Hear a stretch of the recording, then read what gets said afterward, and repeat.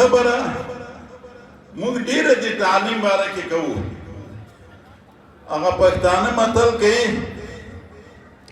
وایي تم زاړې موسی سې سر دې لنګې غوا وایي زم نه زاړه موسی سې ګوډې مې په شا. موږ ټول شکایت کوو چې تعلیم سلسله نه ده برابره. وزیر صاحب تعلیم تربیه او نور وزرا دا هر وخت دا خبره کوي او محترمین حضرات هم دا خبره کوي. نو دا خبره به څوک جوړوي؟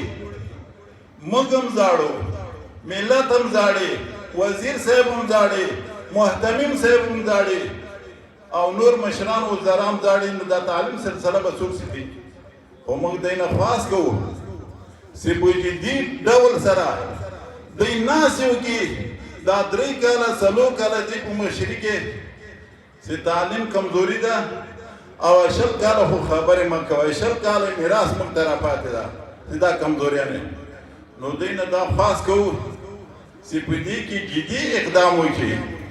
محتممینو نه دا خواست کوو چې جدي اقدام وکړي او ډېر کوشش وکړي چې موږ او د موږ آینده نسل په صحیح طریقه سره وروځي.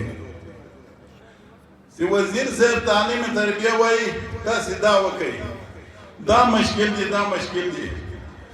زه محتمین یم، ما غونته نور محتممین دي، دا هم شکایت کوي چې د علم کمزوري ده. دورې کې کمزوري خلک فارغېږي او سندونه کمزوري خلکو ته ورکول کېږي. موږ اجرایي قوت څوک ده؟ موږ څوک سیخ دي؟ خو دا تاسې وزیر صاحبانو او امارت اسلامی مشرانو کشرانو راسي عملی اقدام وکړي. یو خبره موږ مدرسو کې ډېرې کمزوریانې دي، مکاتبو کې هم ډېرې کمزوریانې دي. یو مکتب والا شاګرد ګر کار نه وي تللی، اخر کې سند ورکول کېږي. 3 میاشتې تعلیم وکړو، موږ ته دورې سند راکول کېږي.